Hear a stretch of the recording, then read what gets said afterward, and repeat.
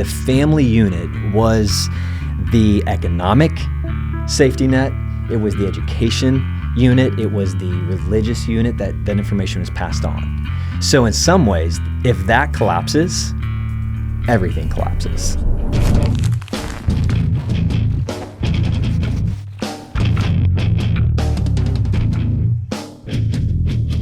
Today we see alarming rates of youth hopelessness, rebellion, and fractured families. So the question is, what is honor? And how could that impact the outcomes that we're seeing? We are untrained philosophical discussionists. My name's Johnny Hansen. Right there's my good buddy, Andy Lamb. And today we're unpacking the fifth commandment, honor your father and mother. And to help us understand what honor is and the greater complexities of this commandment, we've brought in a great friend of ours, Pastor Mike Standish from Grace Church. Pastor Mike. Yeah, great to be here, guys. One of the three Pastor Mikes we have at Grace Church. It's fantastic. The pressing question, I think, to our audience more than likely is do they hire anybody else named Mike at Grace Church? I might be the last, because I have to now go with Standish. I don't even get my name anymore, so you don't. I'm Standish. And the other Mike is MVP, Yeah. so it's like you guys get your nicknames. You don't even get called what your birth name is. And you have a strong Michael. It's a strong birth name, man. But you're our family ministries pastor. I remember meeting you when you moved here, and you were this big. I've bulked up a little bit since then, haven't I? I'm still a skinny dude, but man. No, man, you look fantastic, man, and you're crushing it at church. What you do. So we're looking at this commandment: honor your father and mother. So if you want to read that, we'll just start diving into the historical context of it. What did it mean when it was written? What did in an Eastern culture? What does honor your father and mother mean, and how is that relevant? Yeah. Okay. Let me jump in. Exodus 20:12.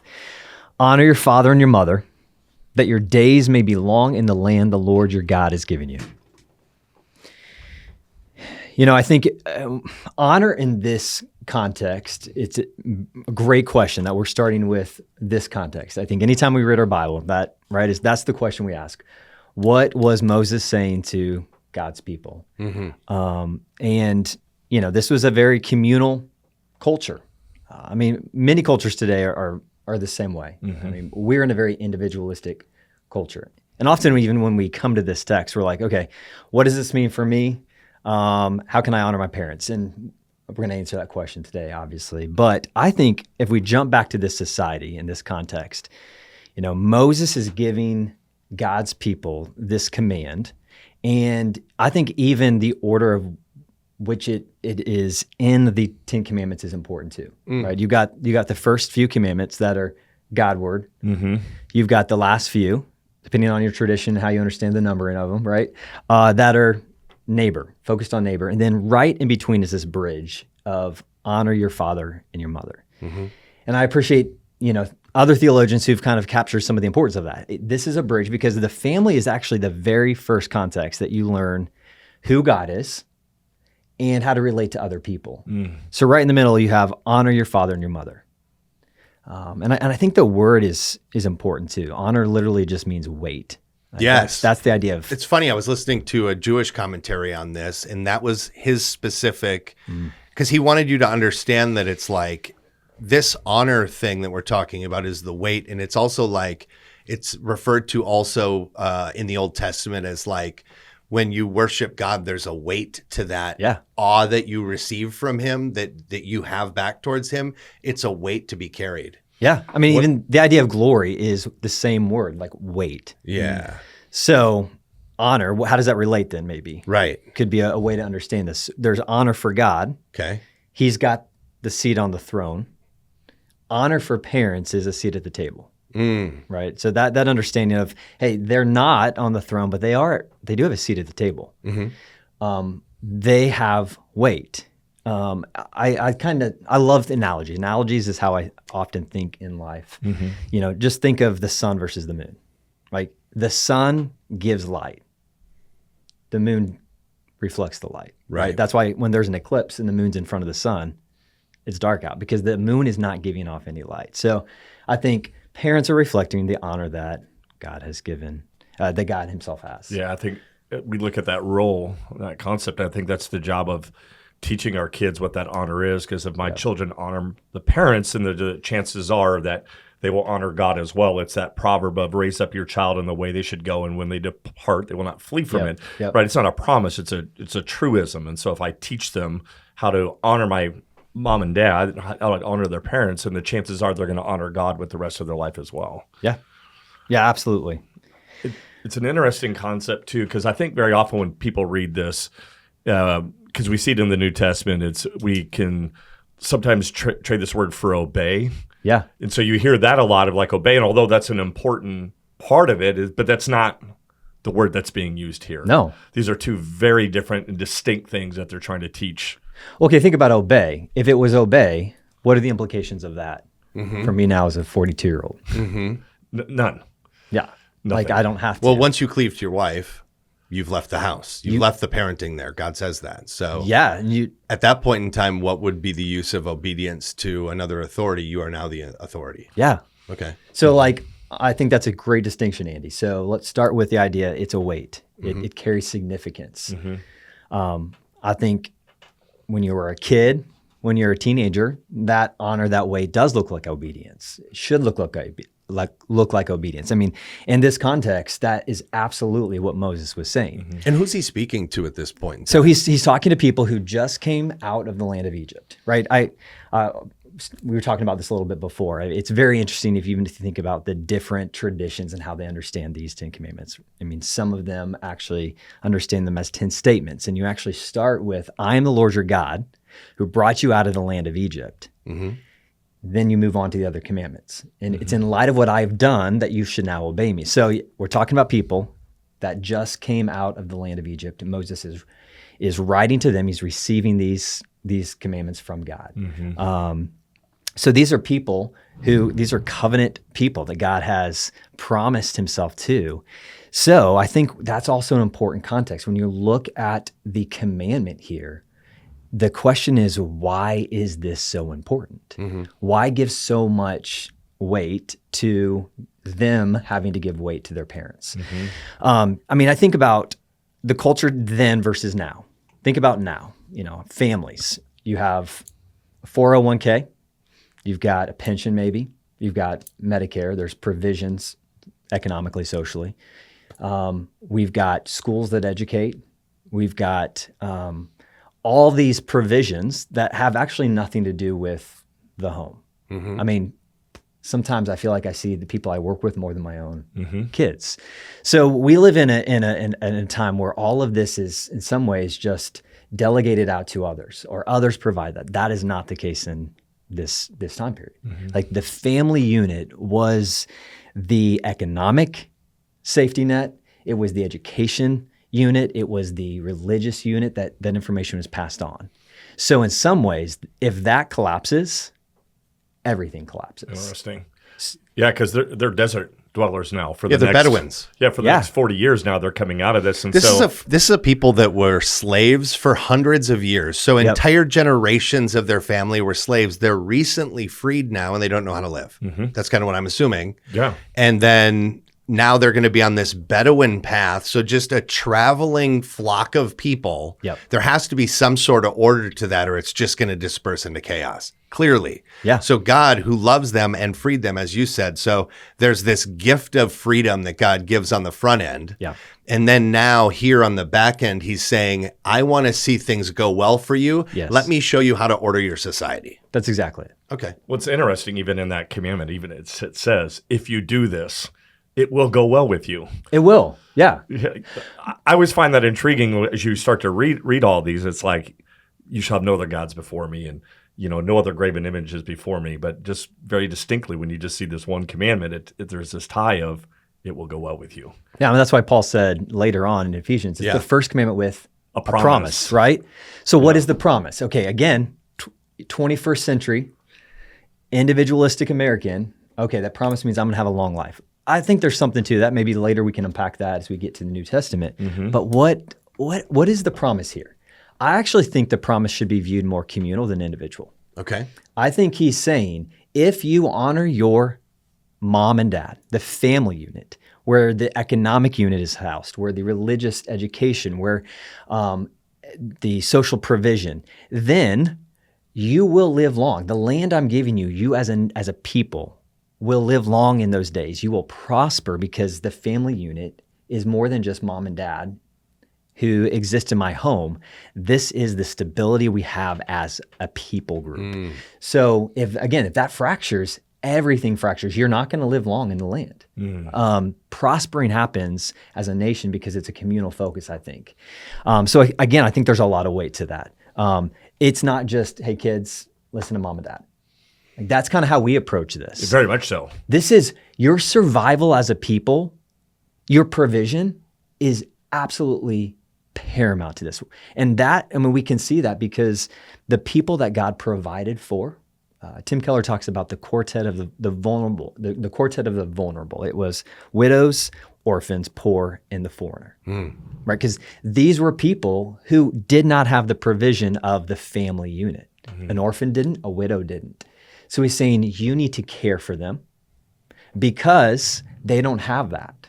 And so the implication then is when we keep this strong, you're going to see provision and blessing.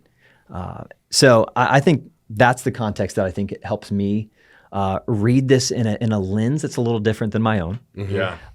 And understand what God's saying. Yeah, we talk so often in here about reading the Bible. There's just so much of this as context, and it's so easy to read our 21st century Western American minds into all this. And the point you brought up earlier, I think, is so helpful. It's like we look at all these things. Like I send my kids to school, and when I go to church, I send my kids to family ministry, and right. And then when it's when I'm at work, my kids aren't there, then I send them to daycare, and it's like we create all these. We create all these things around us that is outside of the family unit that somebody else is doing it. But culturally back then, that's just not how they did life at all. And I wish sometimes we could go back. I see the draw to like the homeschool, and I see the draw to all that because there is something that's happening inside that home when people have the ability to like pour into their kids all the time and like really teach their kids like these values. But we live in this fast-paced life, and so it's so easy to take a commandment like this and we just kind of, you should do that. Yeah. But it's like the centerpiece of the 10 Commandments. So a couple of things there. One thing that you just said makes me think, if you're having honor within your home, you'll honor authority outside of your home. Yeah. So talking about this Bedouin society as they travel through, yes, you will be with your parents frequently, but even as we see in Christ's story, this was a large group of people that went to go do the census when Jesus was with them, and then they lose Jesus. And everybody goes like, how did they lose Jesus? Like they have their couple of kids and they lost one of them and they didn't even realize he was gone. Well, they didn't realize he was gone is because an entire community of people probably traveled at the same time. So it probably was hundreds of people traveling at the same time. And Jesus's mom, Mary, was like, hey, the kids are all over here. And all of us are kind of around them, keeping an eye on them as a populace of children, but not necessarily on your two kids holding your hands. And I think that was very similar to these guys as they're traveling for 40 years in the wilderness. We're talking about the entire culture's doing that. And yes, the children need to honor their parents, but also that honor then will reflect further out. If they're honoring the parents say, this is someone I respect, I respect Andy. I can give you my son and know that he's going to be safe with you. And he darn well better respect you. Why? Because I handed my honorific to you by saying Andy is someone I respect and is a friend. Here, Andy, take my honor and my son will respect you the same way. And he will because he's grown up in a house where he honors his father. Yeah, that's good, man. The second piece that I was thinking about is like, this is an easy one for me to go, see kids, God's telling you to do what I tell you to do, and God's telling you this and that.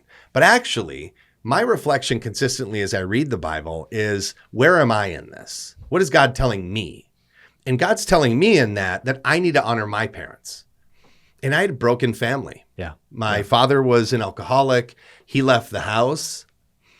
He wanted nothing to do with his kids. How do I honor him? What's to do with a family that is broken in some way that has nothing to do with the kid causing brokenness? Mm-hmm. How does that kid go about honoring properly so that he can be, in right standing with God? What do you think? I mean, that's a wonderful question, Johnny, and I think it's the one people often ask is like, how does this get translated in the brokenness, mm-hmm. right? So you could think through the lens of a kid. You can think through the lens of grown men who are relating to broken families as well. Something that's helped me as I think through this, 2 words. What's the posture of my heart, mm-hmm. and what proximity is important at this point? Okay, unpack that second piece. So again, I'm going to give you another analogy. Think of a mixer. Like you've got volume faders on that. You've got a mute button.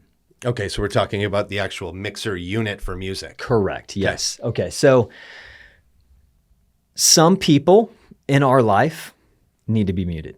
Some of the relationships. So think through the lens. And I think it's so important that we always nuance the application of God's word. Okay. Right? Because when we just throw out blanket statements, hey, you should honor, and we're talking about someone who is either living or came out of unrepentant abuse. Mm-hmm. No, I as a pastor have to be so careful that I don't unintentionally start saying things that are going to convey to them they need to stay. That's wise. Mm-hmm. Yeah. Right? So posture, proximity. Let's just take that case. Unrepentant abuse. Mm-hmm. Mute. Like I would say 0 contact with that person. They're not safe. Okay, that's the proximity part. What's the posture of my heart? Well, here's the hard thing. They are still an image bearer of God, which is crazy to think. But that means my posture, at the very least, is I can't dehumanize them, right? Maybe that's the most I'm going to get with that person. Let's just take it down a level, okay? The kid or the adult who, it's not abuse, but maybe it's neglect. Maybe it's just a narcissist that they're living with. Mm-hmm. Okay, maybe that one is, the volume's going to come down a lot. They're not completely muted, but man, I brought that volume down. There's clear boundaries. That's the proximity. Like this is a person that I understand. You have access at only a certain point in my life. And I think the posture of the heart maybe there is one that maybe grieves what wasn't there. A posture of a heart that shows humility to say, hey, where in my life mm-hmm. do I also do the same thing? It's such a great explanation. When we think about this, all right, so to Johnny's point here with this question of honor then, so would you say, because you just said there's nuance, mm-hmm. right? And so honor, would you tell somebody then that honor has to be earned? I don't believe so. I mean, I think honor at the very least in that first example is like, you are an image bearer of God. And if that's all I can do is say, I'm not going to dehumanize you. Like I don't have to. Then that's honor. I think that's giving weight to who they are even as a human. Mm. So now we've crossed out of the mother-father relationship. But I mean, isn't that the standard for all of us? If we truly viewed all humans as image bearers of God, mm-hmm. I think so much of the division we see today would stop because we have failed to now see them through that lens. So I think that's maybe the farthest I would say. The Bible at least says, hey, do that. But 0 contact. Like I'm not even saying restoration might be what God has. Like, and maybe in some cases don't even pursue that because it's not safe. Mm-hmm. It's not safe to do that. So that could be a form of honor. Prayer. You could pray for them. You could absolutely pray for them. That 0 proximity could still lead to prayer. Mm-hmm. Well, prayer is action. Yeah. So, I mean, yeah, I think honor it's assumed and it's given. God's honor is intrinsic. He delegates honor to parents, and therefore it's not, well, you were a good parent, I'm going to honor you. It's you were mom or dad. That's where it gets tricky, right? That's where we need to help people figure out, okay, so if I am to honor, the question isn't should I or should I not? It's what does honor look like in this specific situation? Of course. And I think that's where I would start is we got to be really careful. So it's identifying boundaries. Boundaries. Like let's not just make statements without clarity. Yeah, so each one individually is going to require its own assessment, and then what boundaries would go about setting up the best balance between this relationship of honor. Yeah. Okay. So as we kind of looked at Old Testament context, I think we've got a clear distinction on that. How do we see that played out through the New Testament? Because one of the things that we always see happens very clearly in the New Testament, especially with Jesus, is he'll take something from the Old and then he'll expound upon it in the New and bring emphasis to it of how we should go about this. And so you brought up the verses in Ephesians 6:1 there that Paul is writing, and then it says, children, obey your parents, and then honor your father and mother. And then it talks about this promise, and it continues to talk about it'll go well with you. Where else do you see in the New Testament some clarity on like how we should be going about this? Yeah, I mean, Paul has it in Ephesians, again in Colossians. Jesus, he affirms this commandment again, even in the Gospels. Matthew 5, I think in Beatitudes he does that. Yep, with all some of the others that we see in Exodus chapter 20. So again, it's affirmed. Again, context is different. First century Judaism still was an oral culture in a lot of ways. So again, a lot of this is passed down orally, which, we even talk about that. But Deuteronomy 6 gives us what you were talking about. Hey, along the way, we're talking. Mm-hmm. And if we have a break in that, where kids aren't listening to mom and dad, then the faith disintegrates. And that's why we saw, even in 2 Kings, Josiah finds the law. And sometimes when you read it, like, how did they not know where the law was? Because it ceased to happen. Like the oral tradition stopped passing down because Exodus 20 wasn't lived out. Deuteronomy 6 wasn't lived out anymore. And you know what happens? Exactly what God said. You're not going to live long in the land. And that's exactly what happened. So now we get to the New Testament, and there still is that oral tradition that we see. I think the family unit is very different even today, so probably will look more similar to the Old Testament. But Jesus is going to he's going to do something interesting. I mean, his teaching was provocative, not unintentionally, but he's going to affirm the importance of father and mother, and equally, you add that let's not forget that in that context. We assume it back in the day to say mother and father was a profound statement for ancient Near East. Why is that? Because moms in a patriarchal society, it could be easy to diminish the role of a woman. Mm-hmm. And God's command is, hey, you don't choose your preferred parent. You choose to honor both mom and dad. So Jesus is going to pick up on that. But he's also going to talk about allegiance to me. And again, in these confusing statements, like if you don't hate your father and your mother, okay, what's going on there? I'm glad you brought this up. Right? Like, does he really mean hate? Well, he can't. Why can't he? He can't mean hate because he would be inconsistent with his word and who he is. And we know that God isn't. That goes against Exodus 20. So that's a given. He's not saying hate. Again, it's nuance. What does that mean? Like in comparison to your love for me. Love for God. It would be viewed almost as hate towards your parents. So it's more of the comparison. So it's an unbalanced relationship between the difference between the way you love your parents and the way you love God. Correct. We see that with Abraham at one point in time, right? Where he has his son, Isaac. And we see this imbalance between the way he so desperately loved his son that God stepped in and said, well, I'm going to have you sacrifice your son. Yeah. And he makes him march his son up to the top of the mountain to do this sacrifice so that Abraham can better understand that like he had a unbalanced love for his son. Are we talking about that kind of unbalancing? Yeah. Okay, so let's go back to the image. Jesus is saying your parents aren't on the throne. Right. They have a seat at the table. Okay. I think that's how he's saying. He's saying God is on the throne. And if you're going to follow me, you got to have your priorities straight, that he's on the throne, not your families. Again, the family unit was strong. I mean, these guys were leaving everything to follow him. It had to be strong so that they could survive in the time. Absolutely. Yeah. He had to see their allegiance was not divided. So God isn't saying, hey, disregard them. No, they have a seat at the table. They have that delegated honor and weight that the Father has given to all parents. But make sure that you don't confuse the two.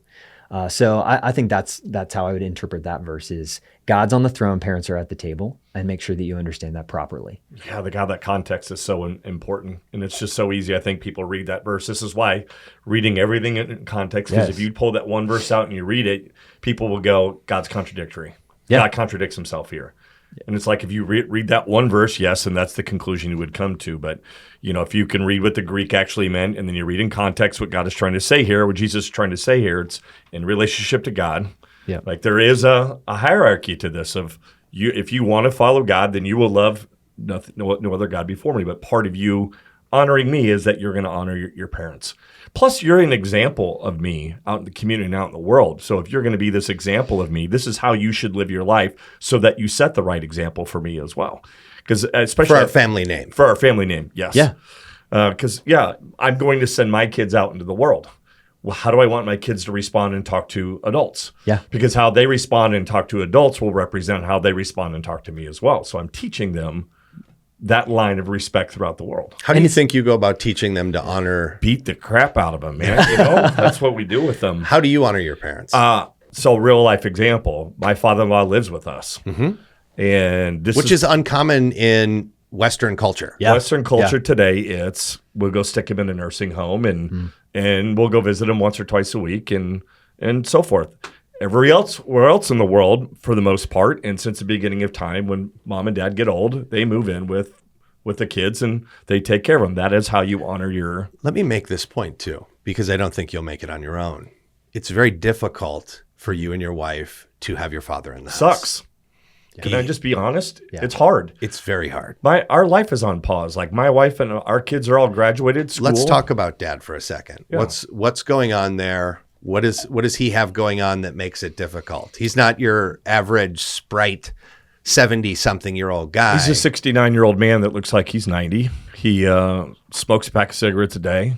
He's got memory issues, never been diagnosed with dementia, but I would say he has dementia. He's got full of cancer, and he's stubborn.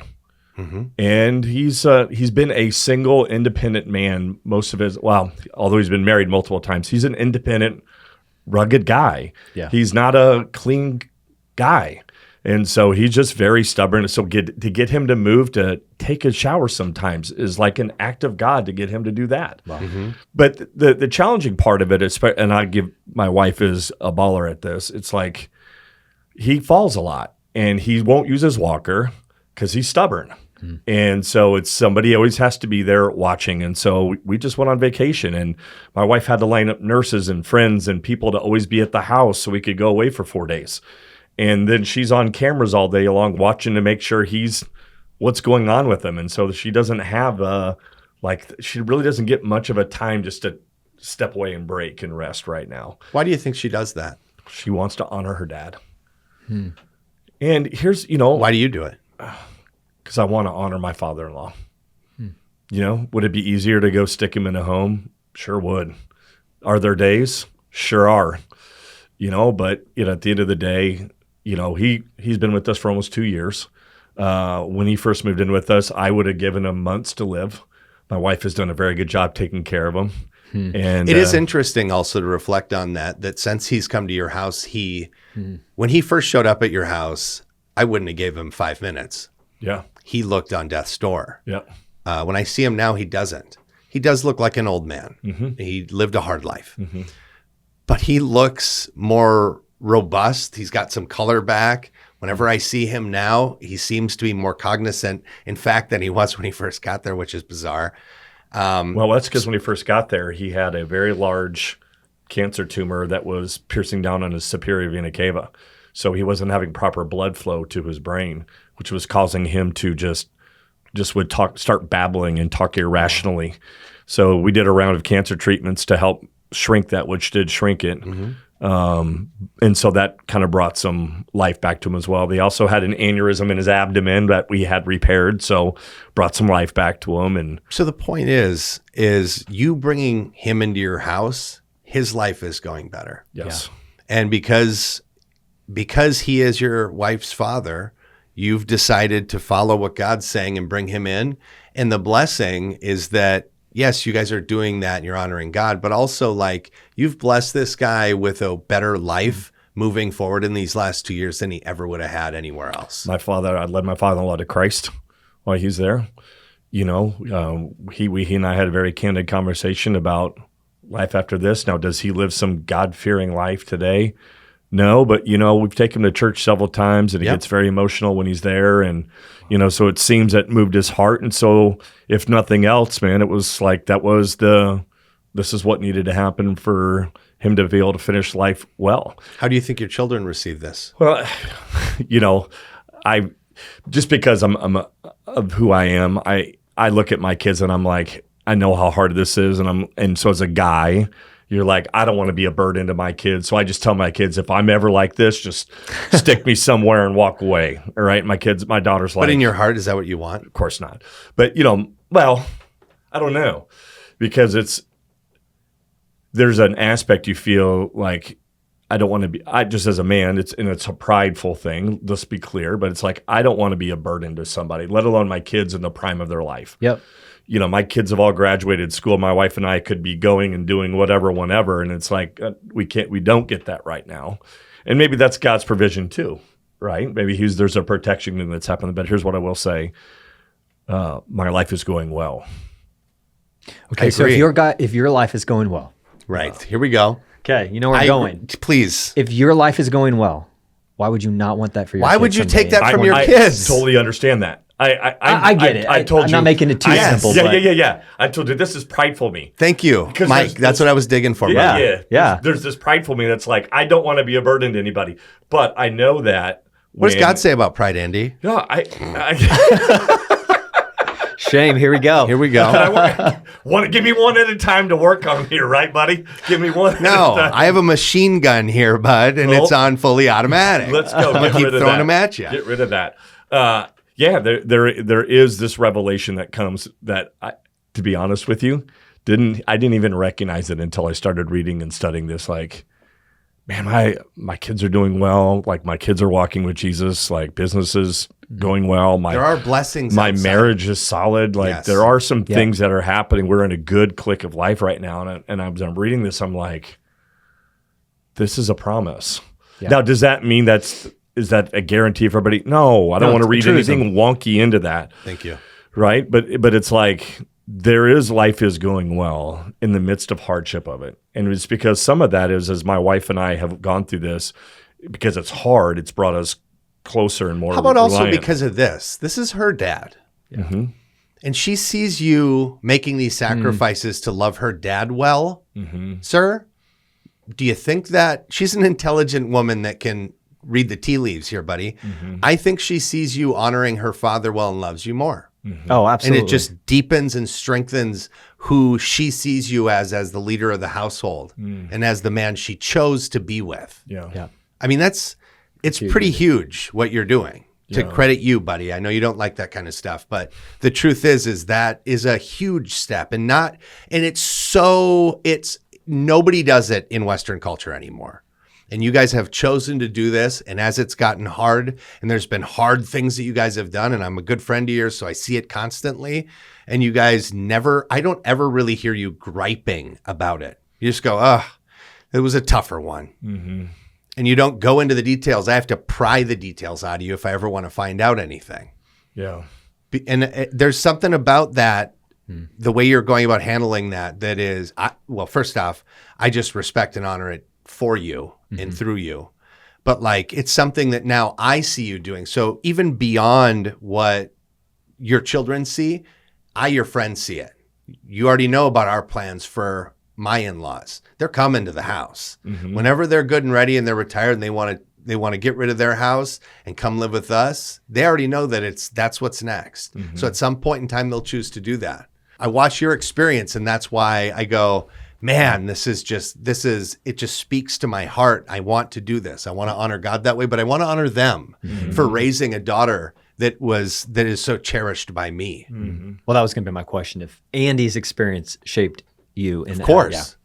I mean, Paul does talk about this in other going way back, where in the New Testament do we see this? 1 Timothy, if any does not provide for his relatives, especially the members of his household, he has denied the faith and is worse than an unbeliever. Come on. Ugh, what a gut check. Like, again, like, man, that's a challenge to, again, a 21st century American individualist who lives separately from their family. And again, not everyone has the means, right? So certainly don't want to be legalistic in this and then say it's a blanket statement, because there's all sorts of situations. But man, Andy, I look at everything you say and I hear that and I'm like, that takes sacrifice.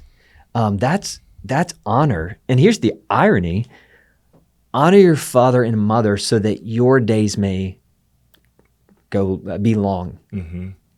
You've honored your father and his days are now longer. Yes. So like, what an even interesting twist on that it wasn't just you've found more blessing, but he has found more blessing because of what you've done. So it's not even this, we do this so that we can have a better life. We do this so that we can better the life of other people too. And you've done that well. Well, friend. thank you, man. I always look at it as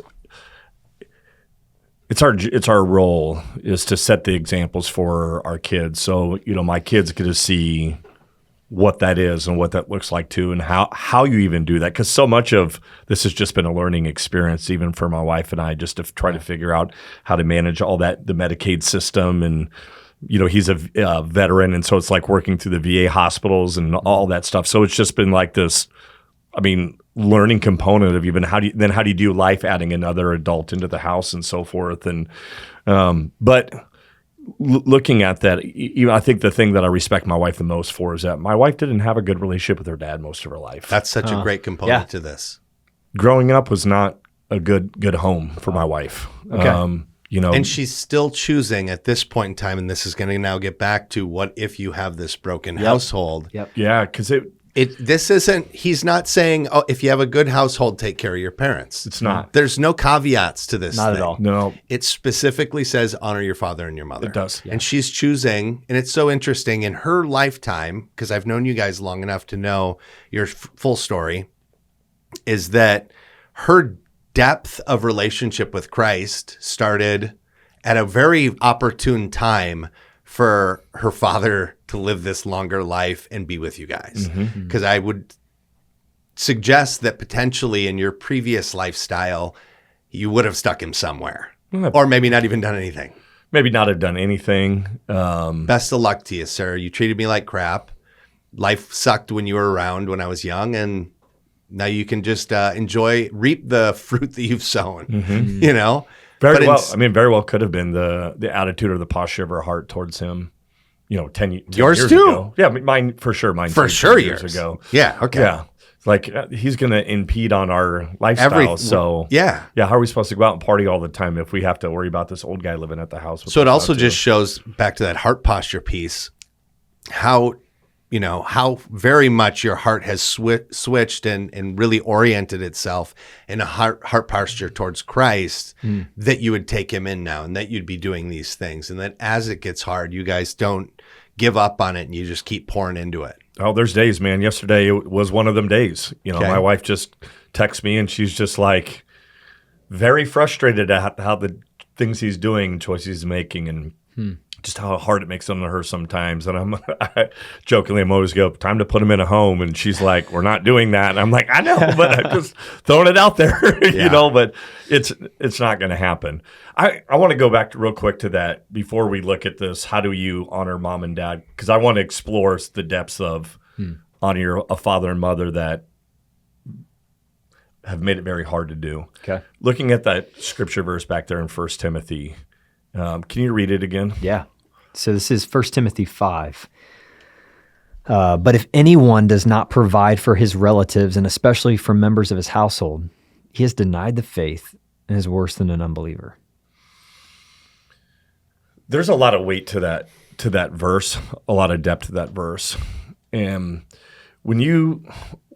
for the person that's listening to this that has maybe done that, maybe they have denied that. How would what would be the advice we would give them that they could change that? Like, because whenever I read verses like that, I don't want to read verses and be like, I've done this, it's too late. Because I think never. very often you could read something like that and being like, wait, I did that to my mom and dad. Does that mean I'm not a believer anymore? And so I think I want to make sure we unpack the theological part of this so people have an understanding of what this means and then how do we go about it so that Can I repackage that a little bit? Please. I think what you're saying, correct me if I'm wrong here, you're saying if I've gone about not honoring my mother and father and it's been a long time and we have a very fractured relationship, how can I go about mending it? yes. Okay. Yeah, because I think that'll play into what we're going to look at this next part here. But when you read it, it says you're worse than an unbeliever. I think for some people that may be young in their faith could hear that and be like, okay, well, then am I not saved because... Good. Or maybe That's it's a good never question. impacted your heart that way. I mean, there's plenty of times I'm reading the Bible, and because it is such a densely compacted library of thoughts and ideas, I skip, some things get missed. Yeah. Or they don't feel applicable at the time. And then in a rereading years later, something like this will hit me and I'll go, gosh. And then you'll step back for a second. So potentially this is somebody's first time hearing this other side of it. You hear honor the father and mother, okay, but your parents were crappy, so who cares? But then you can look at something like this where it says you're worse than an unbeliever, and you go like, I'm a couple years into my faith. Yeah. I thought I've been doing well. I think things are going well. I've got good relationships. My house is good. My kids are doing well. But now sometimes God is going to point you back towards the past and go, here's this other thing I want you to work on. Yeah. That's the clarity I want to... Yeah. Thank you for repackaging. Sure. That. Yeah. Okay. We talk at Grace about grace-centered truth, right? Yep. This is truth, and it hits us like, it pounds right there. Like that's hard to hear, but grace is the word. I mean, we got to come back to grace. Okay. At every moment, God's grace meets us and invites us to say, you don't have to stay in the self-condemnation. It's never too late. Like, this is a decision today you can make. And honestly, as I've been studying, preparing, it's brought me to a point to reevaluate with my own parents. Like, how can I do better? And I have wonderful parents who love Jesus. But do I call as much as I should? No, I don't. And I don't have to look back and say, man, the last 20 years of my adult life, man, I wish I would have done better at that. We can all look back and regret. Do it for a second and then move on is how I view that. Yeah. Today I can. Today I can call my parents and I can say, how you doing, mom and dad? And I can choose the next season of life for as long as they're there. I'm going to make that my commitment. And I think that's, the grace does not paralyze me. Truth paralyzes you. It leaves you with guilt. It leaves you with shame. Grace says move forward. So how would somebody move forward then if they have had a fractured relationship, would you suggest? So here's a few practical things. Choose not to invite an audience around you where you can criticize your parents. Like, what does that look so how like? easy is it? And we can do this with our kids. We can do this with our parents. You're like, yeah, my mother-in-law too. I mean, it's so hard to be around her. And that language doesn't honor them. It's gossip. I mean, it's gossip at the very least. Like, so I think that's a practical one. Choose to honor them even when they're not there. And I think even if that just gives you the confidence that, hey, mom and dad, I love you enough. You may never know that I just didn't say something. I'm not going to... Don't lie on them. No. Don't say that things were better than they were. Yeah. But choose also not to, like, backhandedly when they're not around talk crap behind their back. Exactly. And we all know, hey, you got your friends. You guys are talking. You're like, I mean, the day sucked, Johnny. Like, my father-in-law, I tell you, I don't know if I can keep doing this. That's not what we're talking about. I mean, that's relationship. Right. I'm saying, when we're in these situations that there's like this captive audience and we went further than we needed to. It didn't help. Okay. It didn't contribute anything positively. Yes. So I think that's one thing. The other is a decision to say, I'm going to change what was broken. And I'm going to decide, instead of being bitter towards what I didn't receive, I'm going to choose right now with the kids I have been given that we're going to do things differently. Like, one gets stuck in the past. And when we get stuck, we make it about us. But if we have our own kids, here's the wonderful thing about it. If I didn't receive love, if I didn't receive affirmation from my dad, if my mom was always critical or she was depressed and deprived me, like all that is real. But I have a decision that I can do something different with my kids. Yeah, we talked about generational curses recently and how we can be generational change agents. Absolutely. And ultimately, that's what I'm hearing you say, is that we have an opportunity now to reflect on the things that were broken in our past, to really, focus in on those, what hurt us about those, and then how can we be different towards our descendants now, our children. Yeah. So I think here's what it does mean. Sometimes we have to grieve. We got to sit and lament. And I think sometimes we don't know how to do that well. Sure. Like we're just also, I don't think we're a culture that does that well. We move on. It's like, okay, and I have this tendency. I'm a goal-oriented person. Okay, what can I do? What's my next goal? Where am I heading? But sometimes I just need to stop and I need to say, it sucks. I didn't have that. Grieve is a thing that you do for a time period, though, and then eventually you let go, because other people can dwell and live in the past. So how do you go about mitigating that with still dealing with the things that happened and grieving them, allowing them to wash over you, but on the other side of it, walking away free of those negativisms that you could carry beyond whatever would be necessary to have grieved them? It's a great question. I don't think there's a timeline. I think we all understand that. There's no set, hey, you should do it for this long. I think you got people in your life, hopefully, who are giving you some guidance, who can actually sit long enough. There's a great book called Spurgeon's Sorrows. It takes some of the, it unpacks some of the story of Charles Spurgeon and his lifelong battle with depression. And it's like basically a toolkit for people who are walking along others with depression. And one of the big things is that it says, sit with people a little bit longer than you're comfortable. Right? Because sometimes we gloss over like, hey, I can't handle your depression anymore. Oh, yeah. So there's this tension of, hey, I need to sit probably a little longer. But at some point, I'm also going to be the friend that just says something really hard. Hey, how can we move forward, buddy? Like, I'm here for you.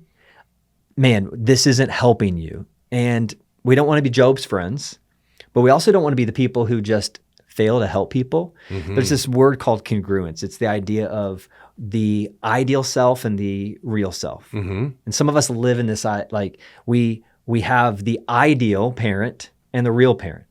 Congruence is saying, hey, we try to close the gap. Okay. And part of closing the gap is just coming to coming to grips sounds like a really harsh way to say it, but like just clear, becoming settled in, hey, what I wanted, what I thought I had, I don't have. Expectations versus reality. Yep. So I'm going to just start to learn to let go of that. And the letting go is the grieving part. And here's where I am at. I have a parent who X, Y, and Z. I have a dad who's critical. I have a mom who just never says anything pleasant. I've got to live with that, not dismiss that. But I don't have I don't have what my friend over here's parents' relationship looks like. So I'm going to meet mom and dad right where I'm at. One of the things I noticed through, if you're that individual, is really starting to identify who God says you are. Because when your identity is rooted in Christ, some of those critical things don't mean as much anymore. When I was young, any of those critical things I took so personally. And somebody would say something negative about me. Andy and I've talked about this a lot. It's like my identity was so structured by what others thought of me for so long that like it became impossible to hear a compliment without it having boost my ego up to some unimaginable level where I thought I was the greatest. And then at the same time, hearing something critical, and then it would bring me all the way down to the absolute low, and I'd carry that forever too. Yeah. And the dueling of those two things, and you brought this up in a recent episode that Pastor Mike says, Atkins says is, you're never as good as people say, and you're never as bad as people say. And I love that bit, because once you start identifying yourself with who Christ says you are, then some of those critical things that even somebody that you love and that you're supposed to be honoring and respecting towards, some of the things that they say on the negative side or even the positive side don't have to carry such weight, because honestly, you're just rooted in who Christ says you are. He is the foundation of your life. So these other things can be either added or taken away without losing the entire structure of who you are.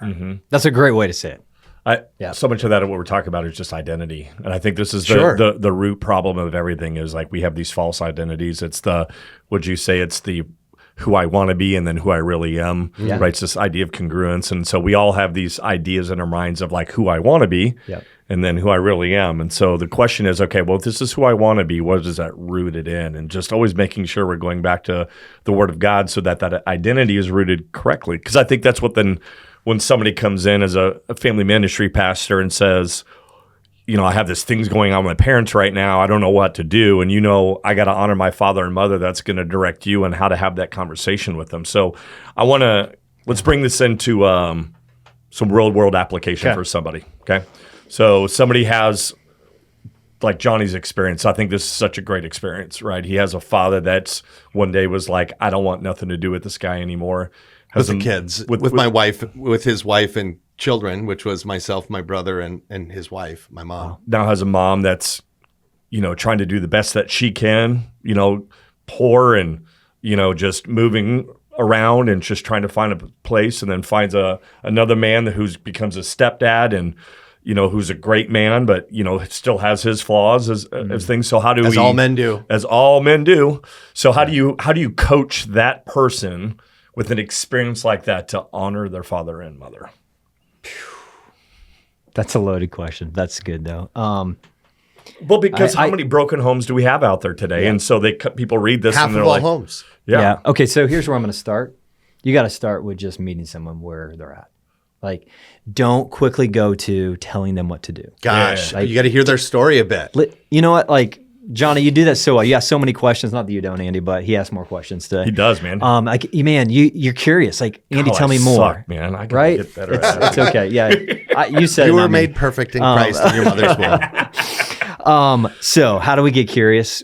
I mean, I want them to feel seen, valued. Like that is so important, man. This is a hard place to be. I can't even imagine. I haven't been there. Like, I mean, I think when a person feels that, they'll listen to anything you say. Like when we quickly bypass that and start telling them stuff, I think we've missed a critical piece. It's the sacrificial part. You're going to sacrifice some of your time to hear them, to truly spend that time with them, to dwell with them in that bad place, that hard place that it is. You're going to spend that time with them, and then they're going to listen. Why? Because you took the time. Yeah. And many other people wouldn't. Yeah. Yeah. So you listen, you've heard their story. Yep. Now what? I think, I would say pray with them. Like, Great idea. Right? Not just pray for them, pray with them. I don't know if you've ever had that experience where you are praying, someone says, I'll pray for you, versus someone says, can I pray right now for you? We talk about this frequently. Okay, yes, sir. Yeah, There's what's chasm. different to you? Okay. How is that different to you? I've always wanted a good prayer life, and I've always sucked at a prayer life. And so one of the things that God challenged me with is very often at church, especially because of my role, that people walk up and they'll go, hey, Andy, can you pray for me? And so often as the Christian guy, you go, absolutely, I'll pray for you. We walk away. And I've made it my goal when anytime anybody walks up to me and goes, hey, will you pray for this? Let's pray right now. The change in their posture, their personality, their facial expressions, just their whole attitude and mindset is just like this. Sometimes it throws them off, like, because they're not expecting it. Because I think for them, because I don't know that people actually believe in the power of prayer. It just feels like this like Christianese thing that we say that we should be doing. It's an ethereal thing out here somewhere in the mysticism realm. But Johnny says this all the time that I love. Prayer is not inaction, it's action. And so if we know that prayer is action, then when I do that, we are taking action. We're taking it together. That's the key. It shocks people. They're like, oh, okay, let's just do this right now. And it's like, I start to pray forcefully, because I find that what it does just as much for me as it does for them. Yeah, of course. Believe it or not, it solidifies my faith to know that these words that I'm speaking, I actually believe these words. Yeah. They're not just words I'm saying to you so that I can get you away from me. Because the easier thing to do with a lot of these people would be, I don't want to meet you in this ugly place, and I really don't want to spend this much time with you, and I don't want to have to feel what you're feeling right now. But when we do that, when we go into those places with people, it's a teaching moment for them too. Yes. To know that we have the ability to call on the God of the universe today, and that the God that wrote these commands all these years ago is the same God that we believe is still alive and active today. And so I do think that that's a huge thing that you said, is like pray with them, Yep. not for them. Yeah. I think it links us together somehow too. There is some sort of a supernatural linkage that we have when I pray for you. Yeah. Plus, when I see them the next time, I get to follow up and go, hey, That's what's going exactly- on with that? Yeah. That is what I'm talking about. Yeah. I like that idea of link too, because in this situation, what's missing? A link with maybe their father, their mother. absolutely. There's a break. And what I'm doing is I'm linking arms with you without even having to say that. There's a relational connection now I have that was missing here. And it's not trying to replace them, but I think you're subtly saying, hey, you were meant for relationship and community. And I'm so sorry you don't have it right now, because we know we can't fix it. In most of these situations, there's nothing I'm going to say to fix it. So I'm not going to try to. I'm going to become for them what they need to be. I'm going to walk with them. I'm going to pray with them. And I mean, I'm going to model for them, just like you're doing with your kids. I'm going to model for them, hey, what does it look like to be I have amazing parents. And so the idea of honor and father and mother are just so Comes easy to me. Yeah. Like it doesn't feel like that's not work to me. And so what you just said there is so mind blowing to me that I just, how often when people come, it's like, I don't even know what that means. And so it's like, okay, well, how do I teach them to honor their father and mother, to do something that doesn't come easy to them? Yeah. And I think that first of all, I'll just say what a blessing it is to know that, I have a mom and a dad that are just love Jesus and are still married after almost over 50 years. And it's just like, it's how awesome that is, right? But Johnny said earlier, over half of people don't have that. And so how do I be something for somebody and feel something for somebody that doesn't have the experience that I have? And that link and helping them bridge that gap of understanding, like, you get to change your heart posture towards them, and you of honoring your mom and your dad, even if it's from a distance, still is going to change your heart to remove, because the Bible talks all about bitterness. Yeah. And I think that's the part that can creep in if we're not careful in here, is just that bitterness we get to walk around with all the time. Like the lens that I see the world in and I see people in very much is going to be exemplified by the experiences that I had maybe with my mom and my dad. Yeah. And so as a follower of Christ, when Jesus comes in and changes our heart, this is a part that has to change as well as the way that I see my mom and my dad, in spite of the way that maybe they treated you as you were growing up. I think I'm thinking of that term used frequently in the New Testament, the yoke. And I'm saying, I'll take up your yoke with you. Christ says, take up my yoke with me. My yoke is light. And what we say to even break this further is like, when two or more of us together, there's the Spirit with us as well. So now it's like this trifecta of the yoke. And, in agricultural... you want to explain to our listeners that maybe not know yoke? Yeah. So in agriculture, what you'll do is you'll take this big board and you'll put it between two oxen, let's say, as they plow the field. And what's interesting, you find, is that one ox can do a certain amount of field, but when you link two of them together, they can do not just twice as much, but it is a multiplication of work that can be achieved in the time. Why? Because both of their power together sustains them better for longer periods of time. As one falters, the other can step, so they can get more done in a period of time. But I'm thinking about, you asked me the question about my experience, because I didn't grow up in the church and I didn't have great parenting, especially from my biological father.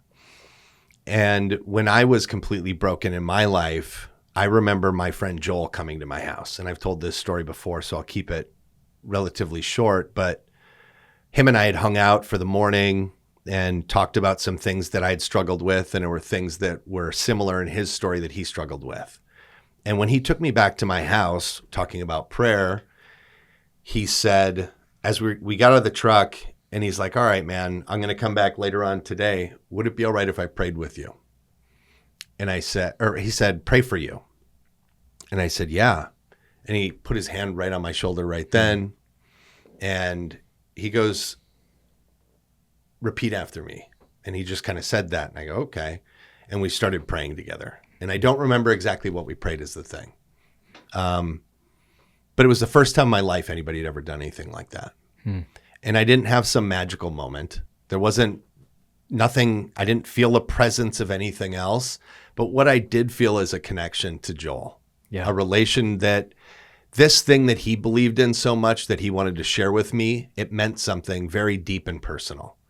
And like other people did that thereafter. And now I go about doing that. And when I have a great friend of mine who was going through a divorce with his wife, and he's at the time not a Christian guy. I don't know what he'd call himself today, though he's closer if he's anything. And he came to my house and I seen him and he was just hurting. And he was in a lot of pain at this time. Things were falling apart and he wasn't sure what was going to happen next. And we were about to go to work. He works for me. And I go, hey man, would it be all right if I prayed for you? And he goes, yeah, I could really use it. And I think he was shocked when I put my hand on his shoulder. Yeah. And the spirit in me said, do it now.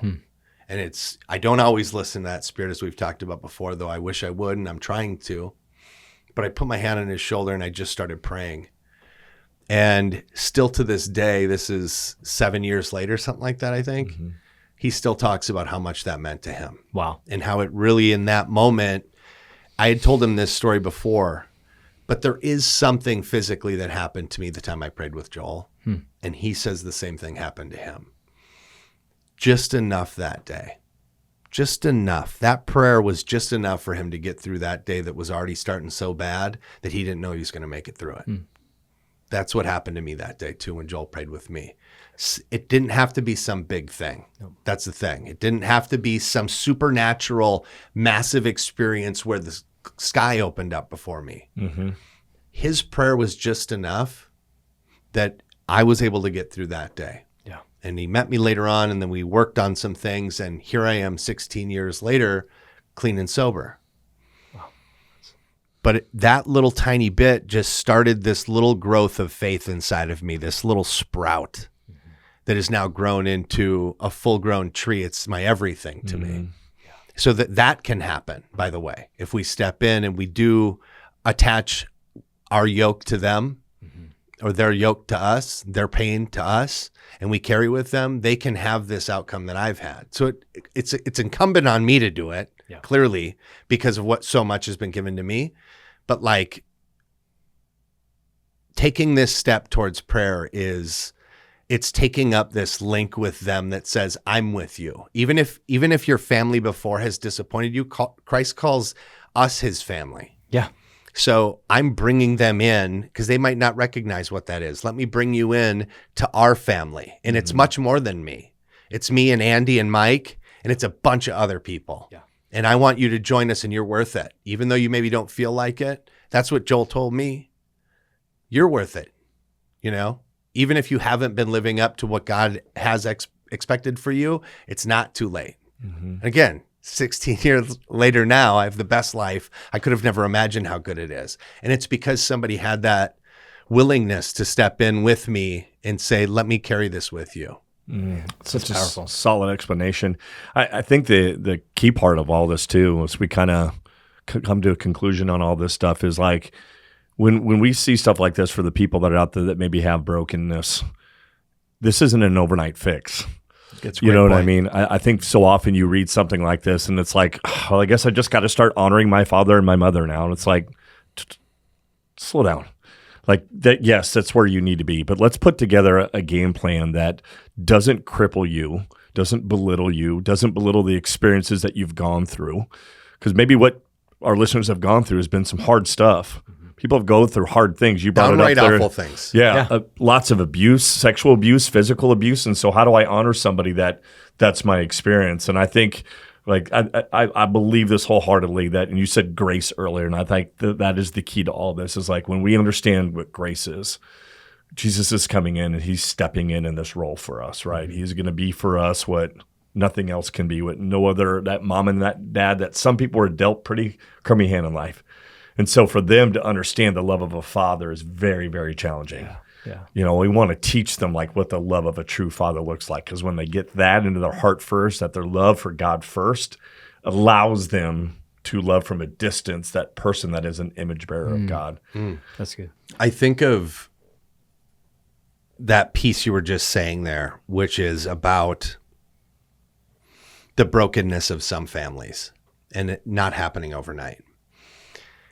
As God works in your life and he helps to restore you, he will help to start restoring these relationships that are broken. It's a supernatural ability that he has. That's why we're starting with prayer. That's why we say pray first. So it might be this distant thing where you just start praying and asking God, help me to see my parents the way you see them. Yeah. Help me to speak to them the way you would have me speak to them. Put your words in my mouth, Lord. Things like that. And I mean, it sounds like it's silly when you just say it's prayer, but honestly, in my life, in my anecdotal evidence, when I do things like that with intentionality in prayer, something in me starts to shift. I used to swear all the time. I couldn't not swear on microphone. And I really started praying about that. And I want to say this piece too. This is so important because for the new believer, the believer that is having a difficult time reading the Bible, a young man came in here, David Ladding, and he said this brilliant thing recently. He said, God, help me love this book. And what happened to my mind was a shift. how quickly was that shift? Pretty quickly. Nice. Because I think God wants me to read my Bible more than I do. Yeah. He's eager.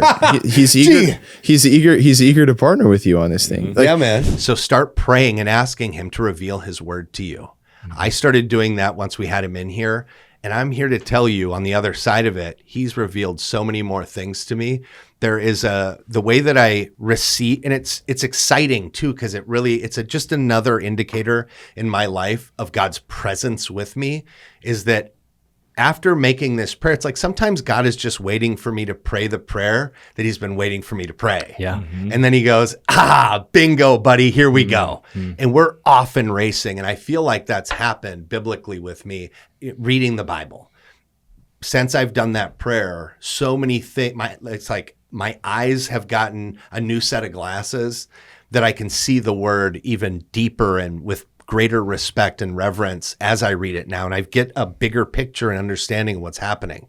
He's opened up the door for conversations with guys like you and some of the other people we've had in here throughout this series of the commandments, where I feel like competent to have these discussions because of the revelations God's given me through the prayer I asked. So again, I think audience, if you do have the relationships as I had when I was young with parents who were disappointing, and you don't know how you're going to bridge that gap, prayer is action. You start praying for God to reveal the ways that you can go about being better in that relationship from your end, help him to realize your identity in him first so that you can not feel the barbs of the harsh words somebody might say in the meantime. Because just because you're changing doesn't mean they're necessarily changing right away either. But when you change and the fruits of your life go good, they will see that. And sometimes they will respond to it. Yeah. Sometimes. They will. Sometimes. But, I think that's such a great point is what if they never do? Yeah. And there's always that part that your mama your dad may never ever change the harsh words they speak to you, there's always the question I look at within that is like, what was their life like growing up? How were they taught? How were they treated? That's such a great point. I'm so glad you brought that up too. And so there's like a grace, there's a grace sometimes you have to have on your parents because they probably had a terrible experience. Maybe they had abuse growing up and they just don't know how. And the difference here is when you have the love of Jesus inside you, it helps you to see things that you were not able to see before, because before Christ, you probably couldn't see that for your mom and your dad either. Yeah.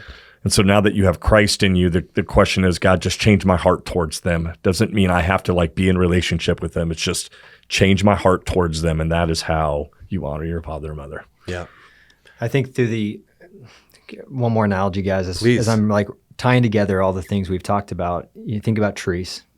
There's two types of root systems. Both are important. Roots that go deep. And I think, Johnny, what you're saying is, for you and your experience, the roots going deep into God's word and prayer Yes. literally changed you. Correct. And gave the strength of that tree provided strength for the tree. But then you probably have heard, the crazy science behind the redwood trees, right? These massive, biggest trees in the world. Break it down for us. They don't have roots that go deep. Their root system is actually intertwined. And the reason that a redwood doesn't fall down is because there's 100 other redwoods with shallow roots that go out. Yes. And that is the household of faith. We have this new, beautiful picture to invite people in. Your household may suck, but you get to be part of the household of faith, and we support each other. And when we support each other, it doesn't matter. Doesn't matter what's blowing up top. You might have crappy situations with your family. You might have the worst challenges come your way, but your roots are going deep and they're going wide, and you're going to be okay. You will be okay even if nothing changes, and I can't fix any of that. And I think that's the promise we can hold on to. I'm going to be okay. It may not be easy. It might be a huge challenge. I might not always like my father-in-law, but I'm going to be okay because I got roots deep and wide. Amen, and I think bro. that's our God, hope. that's so good. Hallelujah. I love that. Friends, Pastor Mike Standish, Grace Church Orlando, thank you so much for joining us. Hey, if you have any questions or you have any follow through, or if you have tough parents that have been broken or critical or any of those things, we want to pray with you. So please email us, updpodcast@gmail.com. We get involved in that prayer. We always respond. We want to be part with you. We can be part of that root system of the redwood that you reach sideways for when you are struggling with stuff. We want to help hold you up. So please don't hesitate. If you got something on your heart, let us know. Let us into it. We do prayer for you. Prayer is action. Secondly, we've got our men's fireside chat coming up March 13th. Guys, this probably by the time this video comes out, it's going to be over. It was a blast. I was like, I just realized what you're saying. I was like, we had a great time. We had a great time. We're going to do these bi-yearly. So we're going to do another one of these in the fall. So keep an eye out for that video from this one and get yourself signed up early for the next one. Go to our website, let us know, and we'll give you the information for that. We've got Patreon. If you get value from this content, we ask you to go over to Patreon right now and become a member. And for just $5 a month, you can help support what we're doing here at UPD. We'd appreciate it greatly if you do that. And we've got bonus content for you there. Bible Andy. briefs. Johnny does these amazing breakdowns of the Word of God. So we were just talking about going deep, right? And so if you want to build a deep root system, these are 5 to 9 minute videos, a lot of Old Testament, great stories. Johnny does a great job of unpacking that. So if you want to learn how to read the Bible and read it within context, go over to watch our Patreon, watch our Bible briefs. While you're on here, you can go to our Instagram, TikTok, Facebook, check out our videos, like, share, subscribe, comment. Just go leave a thumbs up comment. It helps us out. Please, you have no idea how much actually commenting helps us. Please, please, please, just take 1 second, heart, thumbs up, whatever, do that. And visit our sponsors. We got Bashmouth. It's a gum. You can check that out on our website, updpodcast.com. Guys, how are you honoring your parents? Go about setting to do that well today. We want to pray that you have a deep and a fulfilling relationship with Jesus and that he blesses you all the days of your life. And all God's people said. They said amen. Man. Sure did. Thank you, brother. Guys, Appreciate it was you, a pleasure man. being with you today. Appreciate you, Awesome. Mike.